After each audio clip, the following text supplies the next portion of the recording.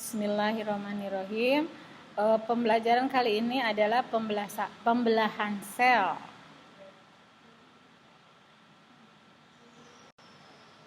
Kompetensi dasar yang ingin dicapai: menganalisis proses pembelahan sel sebagai dasar penurunan sifat dari induk kepada keturunannya.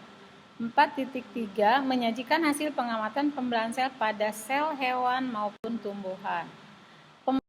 Pembelahan sel disebut mitosis, bisa terjadi pada sel-sel eukariotik, di mana proses pembelahannya berlangsung lebih rumit. Ada beberapa tahap: interfase, mitosis, sitokinesis.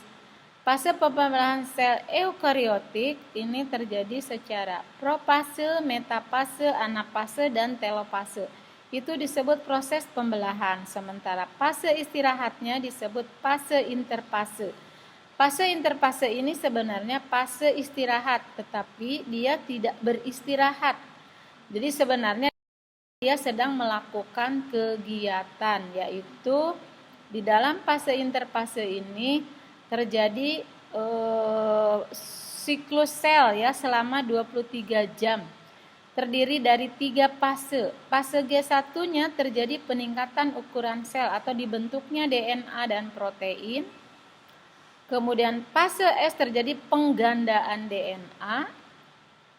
Fase G2 terjadi pertumbuhan ukuran sel, sintesis protein, dan pengecekan terakhir sebelum memasuki fase pembelahan. Fase interfase: pada fase S, setiap kromosom akan mereplikasi menjadi 2 sister kromatid. Kedua sister kromatid akan berikatan pada sentromer. Mitosis terjadi fase ini, pembelahan sel menjadi 2, kromosom juga terpisah menjadi 2 bagian, membentuk 2 sel baru. Mitosis menjadi 4 fase: profase, metafase, anafase, telofase. Profase, ciri khasnya kromosom berkondensasi sehingga bisa diamati dengan mikroskop cahaya. Terbentuk benang spindle. 2 sentromer akan berpisah membentuk aster. Di metafase terletak pada kutub yang berseberangan. Kromosom akan terletak pada bagian tengah. Kromosom terikat di benang spindle. Anafase, fase ini masing-masing sister kromatid akan menuju ke kutub yang berbeda. Pada akhir anafase, sel baru mempunyai kromosom yang jumlahnya sama. Telofase, fase ini 2 sel baru mulai terbentuk, inti sel membentuk, sentrosom juga menghilang, diikuti dengan fase sitokinesis. Sitokinesis, pembelahan sel menjadi 2 lengkap. Pada sel hewan akan dimulai dengan pembentukan alur pembelahan, sedangkan pada sel tumbuhan akan dimulai pembentukan flat. Perbedaan sitokinesis pada sel hewan dengan sel tumbuhan. Mitosis pada sel tumbuhan: profase, prometafase, metafase, anafase, dan telofase. Pembelahan meiosis merupakan pembelahan yang terjadi pada sel-sel gamet atau kelamin menghasilkan sel yang haploid terjadi pada organogenesis. Pada tahapan meiosis pertama, meiosis 1, profase 1, metafase 1, anafase 1, dan telofase 1. Pada meiosis tidak melalui interfase, jadi langsung ke profase 2, metafase 2, anafase 2, dan telofase 2. Perbedaan meiosis 1 dan meiosis 2. Di meiosis 1 dihasilkan 2 sel menghasilkan kromosom yang haploid. Pada meiosis 2 menghasilkan 4 sel yang jumlah kromosomnya setengah dari induknya. Meiosis 1, sister kromatid tidak terpisah. Di meiosis 2, sister kromatid terpisah. Meiosis 1 durasinya panjang dan rumit. Meiosis 2 durasinya pendek dan sederhana. Tahapan meosisnya dari profase 1, metafase 1, anafase 1, dan telofase 1.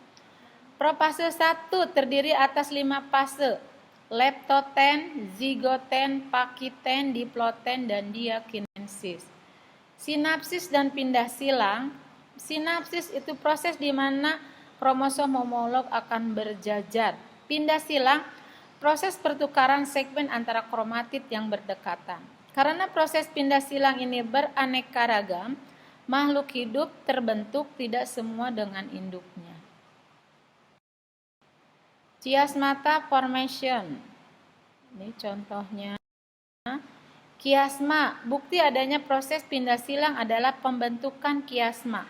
Kiasma adalah perlekatan antara dua kromatid yang saling pindah silang membentuk huruf X. Biasa dilihat pada mikroskop. Meiosis 2, profase, metafase 2, anafase 2, dan telofase 2. Contohnya adalah spermatogenesis, di mana dimulai dengan spermatogenium membentuk spermatosit 1, spermatosit 1 membentuk pembelahan meiosis membentuk spermatosit sekunder. Sekunder membentuk spermatid. Spermatid akan berubah menjadi spermatozoa yang semuanya adalah fungsional. Oogenesis terjadinya pada oogenium, kemudian membelah menjadi meiosis menjadi oosit sekunder dan badan polar atau polosit 1. Kemudian di meiosis kedua, oosit berubah menjadi ootid dan badan polar 2. Badan polar 1 membentuk badan polar 2 atau polosit. Ootid akan berubah menjadi ovum. Jadi, pada oogenesis yang hidup adalah satu fungsional ovumnya.